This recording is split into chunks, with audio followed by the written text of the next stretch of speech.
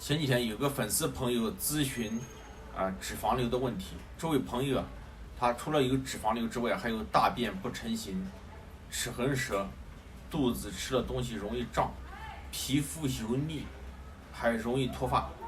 今天我就来回复一下这位粉丝朋友，顺便聊一聊这个脂肪瘤该怎么调理。我觉得它最重要的表现就是脂肪瘤，脂肪瘤可以说是它所有的症状当中是最典型的一个症状。下面我来说一说这个脂肪瘤。脂肪瘤是一种良性的肿瘤，一般呢都生长在皮下，所以呢我们能摸得到。因为脂肪瘤它外面被一层结缔组织所包裹，所以呢我们能摸得到，它很光滑。你不要一听它是脂肪瘤，觉得里面是不是全部都是脂肪？不是的，它里面还有血管。西医一般呢采用切除的方法来解决这个问题，但是对很多人不适合，因为有脂肪瘤的朋友，他往往身上很多地方都有脂肪瘤，你不可能对每个地方都做手术，那人也吃不消。还有更令人他们苦恼的事情就是这里解决了，这里切除了以后，其他地方又长了出来，你也不能总是反反复复的做手术。所以呢，有很多朋友就会求助于中医来解决这个脂肪瘤的复发，还有脂肪瘤的消除这两个方面，就是我怎样做完手术了以后不复发脂肪瘤。还有一个就是脂肪瘤现在比较小，想吃中药把它消除掉。下面我就来聊一聊这个脂肪瘤在调理过程中遇到的问题。调理脂肪瘤就不得不说中医的一个理论，叫脾主肌肉。中医跟西医一样，它也是理论指导治疗的，所以这个脾主肌肉这个理论特别适合于脂肪瘤的治疗。古人所说的肌肉它指两部分，一个是肌，一个是肉。肌是什么呢？肌就是我们今天所指的这个肌肉就是我们今天西医所说的肌肉肉呢，古人就所说的肉就是脂肪，所以古人所说的肌肉包含了两部分，一部分就是肌肉组织，另一部分呢就是脂肪组织。脂肪瘤是怎么形成的呢？主要是因为脾虚造成的痰湿积聚成河。脾虚造成的痰湿积聚成河，这句话是重点。我们的有脂肪瘤的朋友，他往往身体里存在不光有脂肪瘤，还有其他的一些症状，就是像我刚才所说的，往往脂肪瘤不是孤立存在的，他身体肯定还有其他方面的问题。脂肪瘤有很多调理的方法，但是在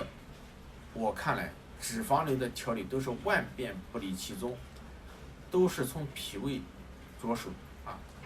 就是脾主肌肉。因此在脂肪瘤的调理过程中，我们所使用的方法主要还是一个健脾化痰。大家一定要记住这4个字，健脾化痰。因为脂肪瘤的调理需要很长的时间，所以在选择用药方面一定要选择那些相对比较平和的，可以长期服用的中药很多中药它可以短暂的使用，就是在调理这个脂肪瘤过程当中可以短暂的使用，但是不能长期的使用。像我刚才所说的这个朋友，他就有一个脾虚的症状，有齿痕舌、大便不成形、头发油腻、容易脱发。从他的症状来看，使用参苓白术散是比较合适的。为什么这么说呢？因为参苓白术散当中的党参、茯苓、白术、甘草，益气健脾、燥湿化痰。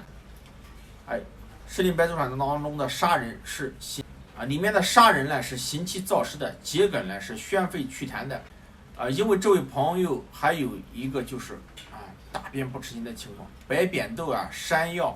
莲子、薏仁，这些都是可以让大便成形的这些中药。因此使用参苓白术散是比较恰当的。当然了，如果对于脂肪瘤比较严重、比较多，除了用参苓白术散这个基本的用药之外，我觉得还可以在参苓白术散的基础上配合上桂枝、川贝母、橘红和丝瓜露这几种增强化痰的功效有的朋友就问了，那你为什么不用白芥子白芥子不是化痰的更厉害吗？白芥子的味道实在是刺激，长期服用的话，有的朋友可能会觉得自己的嘴巴发麻，所以如果作为一个长期用药的话，白芥子还是尽量不要用，因为你现在用了桂枝、川贝母、橘红和丝瓜露，这个化痰的功效就已经比较强了，可以代替白芥子代替法半夏呀胆蓝辛这些中药因为这些中药还是有它不能长期服用的一些问题，所以呢，我选择参苓白术散配合一下这4味中药，相对比较安全、比较平和，适合于长期的调理的服用。有的朋友就可能又问了，说这几味中药该怎么定下来它的剂量，就是该用多大的量呢？我一般在说中药的时候很少说量，因为我用的量一般都是中国药典上规定的常用剂量，用药没有必要去追求很大的剂量，因为我刚才说了，脂肪瘤的调理都是按月来计算的，1个月、2个月这样的时间才会看到效果，所以呢，没必要用太大的剂量，用一个正常的剂量，慢慢的调理，这样才是最恰当的。另外，我想强调的是，在调理的时候呢，冷饮和绿茶呢，